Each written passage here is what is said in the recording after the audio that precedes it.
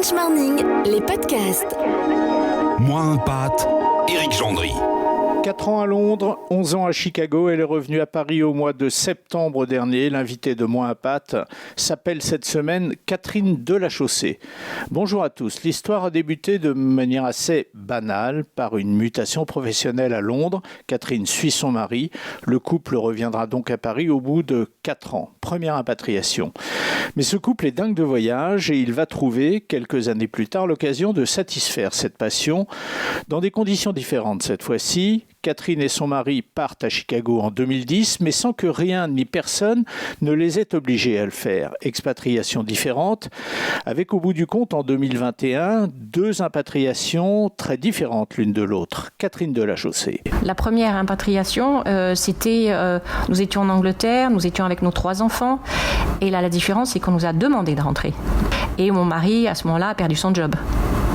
Donc là, c'est complètement différent. Et là, il y a vraiment eu des cris, des grincements de dents. On a tous pleuré, on était tous malheureux. Et ça a pris plus d'1 an avant de s'en remettre. Mais il y avait des enfants qui étaient impliqués. Alors que là, la différence, c'est que les enfants n'étaient pas impliqués, puisque nos 2 grandes sont restées à Paris. Et la dernière, elle, est restée vivre au Canada.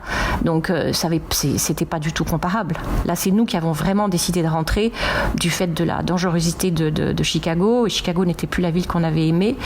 C'est nous qui avons vraiment décidé de rentrer définitivement. C'est complètement différent. Alors, Catherine, c'est intéressant ce que vous me racontez sur votre première impatriation qui a été très difficile pour vous, vous venez de me le dire, mais justement, au moment, vous m'avez dit, on a décidé nous-mêmes de notre seconde impatriation, on a décidé de revenir de Chicago par nous-mêmes, mon mari et moi. Est-ce que, au moment de prendre cette décision, le souvenir de la première impatriation, qui est un mauvais souvenir, est-ce qu'il a joué dans la prise de décision? Est-ce qu'à un moment donné, il aurait pu s'opposer à la décision de revenir? Pas du tout, puisque je savais que la situation n'était pas la même. Je ne pouvais pas la comparer. Rentrer seule, c'est pas du tout la même implication que rentrer à 5, avec 3 enfants qu'il fallait scolariser, qu'il fallait trouver des écoles dans la panique. Bah, c'est la panique, ça s'est pas fait, ça s'est vraiment fait, je ne vais pas dire du jour au lendemain, notre retour de l'Angleterre, mais quasiment. Donc très rapidement, il fallait trouver des solutions de repli. Là, ici, on rentrait de Chicago, on avait notre appartement. Notre appartement, d'ailleurs, qu'on avait acheté après l'Angleterre. Donc on n'avait pas de souci de logement, par exemple. C'est complètement différent. Mais ça ne nous a pas du tout influencé, pas du tout. D'accord, Catherine, j'ai bien compris, mais néanmoins, j'écoute attentivement ce que vous me dites. La première impatriation a été difficile pour vous, compliquée, uniquement pour des problèmes pratiques, je dirais, des problèmes de réinstallation en France. Moi, je voudrais parler maintenant de l'aspect moral d'une impatriation. Est-ce que c'est quelque chose qu'on garde dans sa tête sur un plan moral? On évacue, on éradique l'aspect pratique, on parle uniquement du sentiment, la sensation que l'on a quand on se retrouve chez soi en France après avoir passé des années à l'étranger. Si c'est pour reprendre la première impatriation, ça a été très dur. Pas que pour le côté pratique, effectivement. Pour tout le reste, ça a été très dur, oui, parce qu'on adorait notre vie à Londres pour X et X raisons. Et oui, moralement, ça a été dur, ça a été une épreuve. On l'a vécu tous comme une épreuve, mais parce qu'il fallait aussi être fort pour nos enfants. C'est pour ça que c'est difficile de comparer. C'est pas dans les mêmes, ça n'a pas été dans le même contexte, alors que de Chicago, il fallait qu'on parte parce qu'on voyait la dangerosité ne cesser de croître et embellir malheureusement dans le mauvais sens, et on s'est dit il faut partir parce que ça risque vraiment de dégénérer. Donc quand il y a une urgence comme ça, à la limite c'était plus facile, enfin c'est pas la limite, c'était beaucoup plus facile de rentrer. Le côté moral à ce moment-là, on le met de côté quand même, parce que quand il y a urgence, il y a urgence. Catherine, vous étiez dans une ville qui était devenue au fil des jours, au fil des mois, au fil des années, je parle de Chicago, une ville de plus en plus dangereuse. Vous décidez avec votre mari de la quitter pour revenir à Paris. C'était il y a 7 mois, l'été dernier. Vous retrouvez à Paris, est-ce que le Paris que vous retrouvez, la France que vous retrouvez, elle est de nature à rassurer les angoisses que vous pouviez avoir en vivant dans une ville peu sûre comme l'était Chicago? Pas vraiment. J'avoue que j'ai été étonnée, mais désagréablement de ce qu'était devenu Paris. Parce qu'en fait, nous, quand on vivait là-bas, on rentrait très rarement en France. Et si on rentrait en France, en fait, on venait plus évidemment à Toulouse parce que c'est là où est la belle famille. Mais Paris était devenu quelque chose auquel je n'adhérais plus. Je n'adhérais pas et qui m'a pas plu. J'ai été désagréablement surprise par ça. Et la France en général, si pour moi ça reste le plus beau pays au monde parce qu'on en a fait quand même plus de 70. Mais je m'y attendais, je le savais. Donc c'est pas une déception, c'est pas. Puis attendez, il y a des priorités, il y a des choses plus importantes. À mes yeux, pour moi, que ce genre de détail. Pour moi, c'est un détail. Oui, Catherine, mais ce détail, il pèse quand même dans une vie quotidienne. Le fait d'être déçu par la ville dont on avait gardé une image qui n'est plus celle qu'elle a aujourd'hui.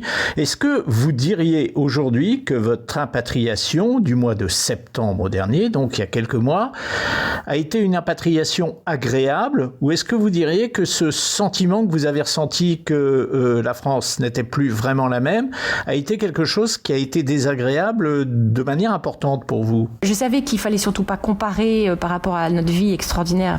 On a eu une vie géniale à Chicago. J'ai fait des tonnes de choses que j'aurais jamais faites en France si j'étais restée en France. Si on voulait que notre retour soit positif et se passe bien, il en va de nous-mêmes.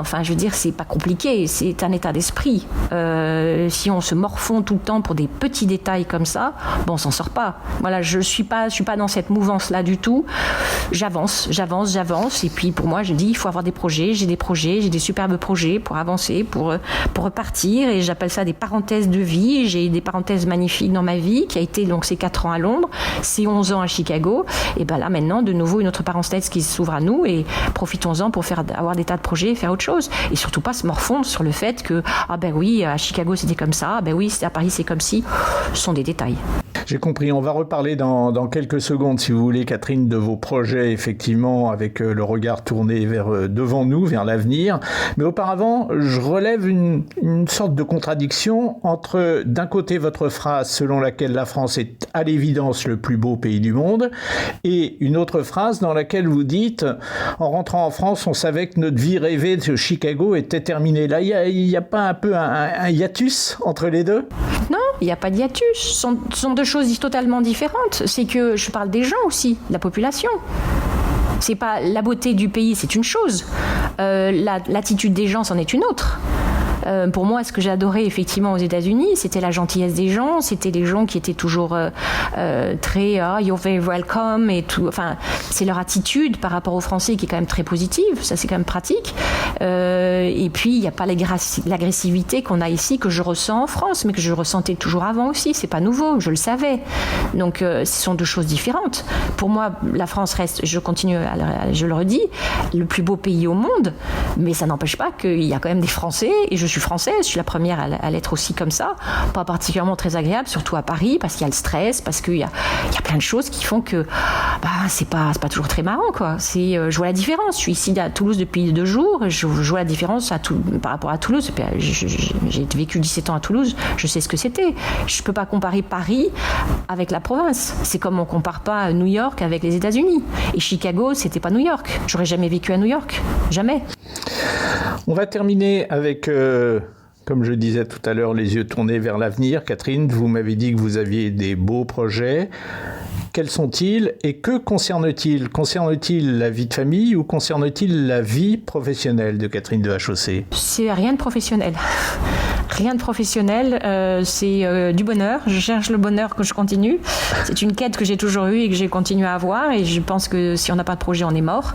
Donc, nous, on a eu la chance, effectivement, d'acheter une maison en Bretagne il y a maintenant 3 ans, qui est en plein travaux. Donc, c'est un énorme projet sur lequel on doit beaucoup travailler, sur lequel je travaille beaucoup, parce que mon mari continue à travailler. Me lancer dans la permaculture, me lancer dans des projets très, très, très tournés vers la nature, parce que je l'ai toujours été. Et c'est ce vers quoi j'aspire. J'ai eu la chance pendant 11 ans, on a eu la chance de sortir tous les jours, d'une façon à des sorties culturelles extraordinaires à Chicago, qui étaient gratuites en plus. Bon, ça je sais que c'est terminé, je tire un trait là-dessus et j'en ai bien profité, mais il faut savoir tourner la page, donc je tourne la page et je passe à autre chose. Alors y incluant bien sûr mes enfants et mes petits-enfants, puisqu'on est grands-parents, bien évidemment. La page est tournée, ça veut dire qu'il n'y aura pas de 3e expatriation et donc pas de 3e impatriation pour vous? On est trop vieux. Une question d'âge, là. Une question d'âge. C'est fini. Non, c'est terminé. Mais l'envie, elle serait toujours là? Non. Pour aller continuer à voyager, oui. Alors plus que jamais, ça c'est clair. Continuer à voyager comme on l'a toujours fait, oui. De là, aller vivre de nouveau dans un pays à l'étranger, non. Du fait que on a nos petits-enfants maintenant, que c'est vrai qu'on n'en a pas profité pendant quelques années puisqu'on n'était pas sur place et que je me rends compte que il ne faut pas tout louper non plus par rapport à ça. Je ne veux pas non plus organiser ma vie par rapport à mes petits-enfants ni à mes enfants, mais un minimum. Mais de là à se dire, si, je pourrais repartir, mais oui, en Europe, au Portugal, en Italie, pour y vivre, mais pendant quelques mois, mais pas pour nous y installer de façon définitive, non. J'ai ma Bretagne. Merci Catherine, j'ai apprécié votre détermination et votre certitude sur tout ce que vous faites. Alors, peut-être qu'il y a un petit peu de méthode Coué. Pas faux. Et ça marche. Et voilà, n'empêche que ça donne au bout du compte un discours qui est rafraîchissant, qui est volontaire et qui est tourné vers l'avenir avec beaucoup d'optimisme. Merci d'avoir été avec nous. Merci de m'avoir écouté. Et bonne continuation. Au revoir. Au revoir.